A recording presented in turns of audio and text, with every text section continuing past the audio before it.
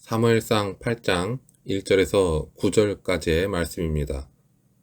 사무엘은 이스라엘의 마지막 사사로서 하나님의 말씀을 따라 백성들을 바르게 인도하는 지도자였습니다.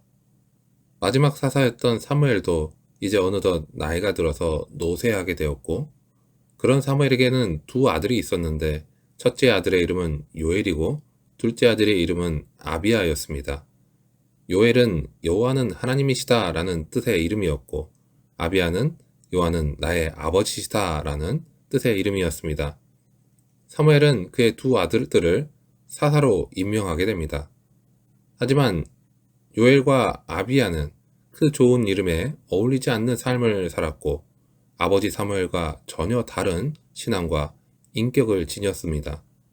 사무엘의 아들들은 아버지의 신앙의 유산을 저버리고 자신의 욕심을 따라 살았습니다. 그들은 백성들을 위한 봉사자가 아니라 자신의 이익을 추구하는 탐욕스러운 지도자가 되었습니다. 그들의 모습은 마치 욥기에 나오는 하나님을 경외하지 않고 자기 배만 채우는 자들과 같았습니다. 이스라엘 백성들 역시 사무엘의 아들들의 잘못된 모습을 보며 실망했고 하나님을 향한 믿음이 흔들리게 되었습니다. 이런 행동은 가뜩이나 열강으로 둘러싸여 정세가 불안정했던 시기에 더 큰 불안과 혼란을 초래하게 됩니다. 한나와 사무엘의 신실한 신앙의 유산이 다음대로 이어지지 못하고 부정하고 굽은 방향으로 흘러가게 되었습니다. 그의 아들들이 이렇게 된 것이 사무엘이 아들들에게 말씀을 부지런히 가르치지 않아서였을까요? 아마도 두 아들들은 최고의 말씀 선생이자 가장 훌륭한 인물을 친아버지로 두었지만 스스로 하나님의 뜻을 따르기를 거부했고 세상을 더 사랑했던 것으로 보입니다. 교회 안에서 목회자의 가정이나 교회 중직자 부모 밑에서 자랐다거나 몇 대째 신앙이 이어진 가문을 배경으로 가졌다면 그것은 분명 복된 일일 것입니다. 하지만 그것을 자랑으로 삼거나 좋은 환경에 기대어 안일한 신앙을 갖는다면 그것은 더 이상 복이라 할 수 없습니다. 그렇기 때문에 우리는 더욱 깨어 있어서 영적인 싸움을 싸워야 합니다. 사무엘의 아들들이 부정부패를 일삼고 나라의 질서를 깨뜨리자 보다 못한 이스라엘의 장로들이 라마에 있는 사무엘을 찾아왔습니다.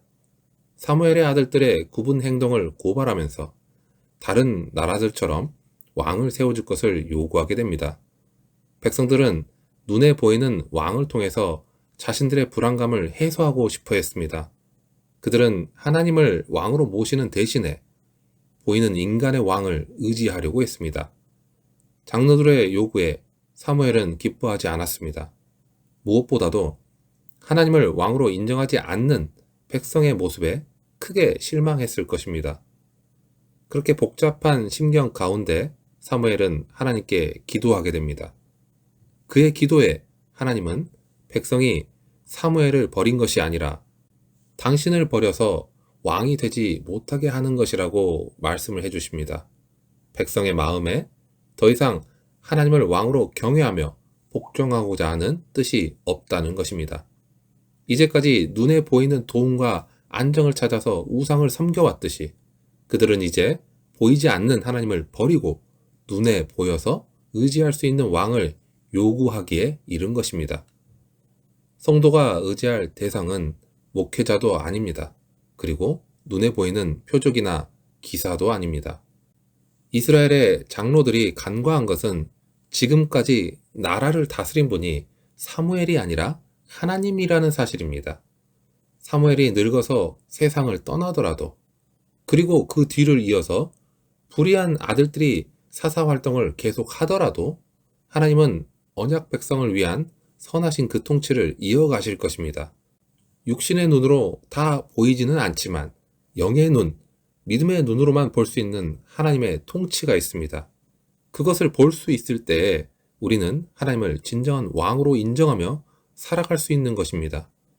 오늘날 사람들은 자신을 둘러싼 이 사회가 너무나도 불안하다고 호소하고 있습니다. 정치도, 경제도, 안보도 어느 것 하나 안정되지 못한 채 우리의 삶을 흔들고 있다고 불안해합니다. 이런 상황 속에서 우리가 놓치지 말아야 할 것은 하나님이 여전히 통치하신다는 그 사실입니다. 우리를 안전하게 보호하는 것은 유능한 정치가도 아니고 능력 있는 기업가도 아닙니다. 오직 우리를 창조하시고 돌보시는 하나님만이 우리가 의지할 유일한 보호자이십니다. 우리에게 불안이 찾아올 때 믿음으로 하나님께 나아가시기 바랍니다. 그리고 우리를 불안하게 하는 상황을 제대로 분별하고 그것을 대처할 지혜를 하나님께 구하시기 바랍니다. 이스라엘 백성은 신실한 지도자의 부재에 불안해함과 동시에 하나님 없이도 풍요와 번영을 누리는 이방 민족들을 부러워했습니다. 자신들에게 저 이방 민족과 같이 강력한 왕이 있다면 어떤 외부의 침략에서도 보호받을 수 있다고 생각을 했던 것입니다. 이방 민족을 부러움의 대상으로 바라보기 시작한 이 이스라엘은 더 이상 올바른 판단을 할 수 없는 상태였습니다. 의로우신 하나님이 다스리실 때에만 우리에게 완전한 만족이 있기 때문입니다. 불완전하고 이기심에 좌우된 인간의 통치는 또 다른 고통의 원인이 될 뿐입니다. 우리가 살다 보면 주변 사람들이 부러울 때가 있습니다. 돈이 많고 또 지위가 높은 사람들, 또는 남보다 외모가 뛰어나서 인기가 많은 사람들을 한때는 우리가 동경하기도 합니다. 그래서 10대들은 화려한 저들의 모습에 연예인들을 부러워하며 또 그들을 따라하기도 합니다. 하지만 하나님은 당신을 떠난 세상의 가치와 문화를 추구하지 말라고 분명하게 말씀하고 계십니다. 우리가 세상의 형통함을 부러워할 필요가 없는 것은 그것의 미래는 하나님의 심판이 예정되어 있기 때문입니다. 그러므로 우리는 이 세대를 부러워하거나 본받지 말고 하나님의 선하고 완전하신 뜻을 분별하며 그것에 따라 살아야 합니다. 때때로 우리의 눈을 현혹시키고 우리의 마음을 흔드는 세상의 유혹과 우리가 마주하더라도 믿음으로 하나님의 자녀다운 삶을 선택해야 하는 것입니다. 하나님의 말씀이 주는 지혜로 이 세상을 분별하고 하나님만 의지하는 믿음의 길을 걸어가는 그 모습이 우리에게 있어야 하는 것입니다. 우리의 삶은 때로는 예상치 못한 방향으로 흘러갈 때가 많습니다. 우리가 아무리 계획을 세우고 노력을 기울여도 예상치 못한 변수들로 인해서 모든 것이 틀어질 수도 있습니다. 마치 사무엘 시대의 이스라엘 백성들이 하나님을 버리고 인간의 왕을 선택한 것처럼 우리 역시도 때로는 잘못된 선택을 할 수도 있습니다. 하지만 우리는 이런 상황 속에서 낙심하거나 좌절하지 않아야 합니다. 왜냐하면 하나님께서는 우리의 모든 상황을 알고 계시고 우리의 삶을 가장 선하신 길로 인도하시기 때문입니다. 우리가 내 뜻대로 되지 않는 상황 속에서 할 수 있는 것은 먼저 우리의 연약함을 인정하고 하나님의 뜻을 구하는 것입니다. 우리는 우리의 부족함을 인정하고 하나님께 우리의 삶을 맡겨야 합니다. 또한 우리는 어떠한 상황 속에서도 감사하는 마음을 잃지 않아야 합니다. 우리가 예상치 못한 그 어려움에 직면할 때 우리는 쉽게 불평하고 원망할 수도 있습니다. 하지만 우리는 이런 상황 속에서도 하나님의 은혜와 그 사랑을 기억하며 감사하는 마음을 잃지 않아야 하는 것입니다. 마지막으로 우리는 하나님의 인도하심을 따라 살아야 합니다.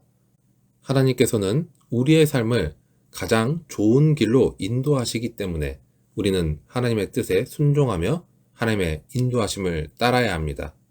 사랑하는 여러분, 우리는 내 뜻대로 되지 않는 상황이 일어난다 할지라도 낙심하기보다는 오히려 이 상황을 통해서 하나님을 더욱 의지하고 하나님의 뜻을 구하는 기회로 삼으시기 바랍니다. 하나님께서는 우리의 모든 상황을 통해서 우리를 연단하시고 더욱 성숙한 믿음의 사람으로 만들어 가십니다. 우리는 하나님의 사랑과 그 은혜를 기억하면서 어떠한 상황 속에서도 감사하는 마음으로 살아가야 할 것입니다. 오늘 하나님께로 나아간 우리 모두가 내 뜻대로 되지 않는 상황 속에서도 하나님의 뜻을 구하고 아버지의 인도하심을 따라 살아가는 그 삶을 살아가기를 주님의 이름으로 간절히 축원합니다.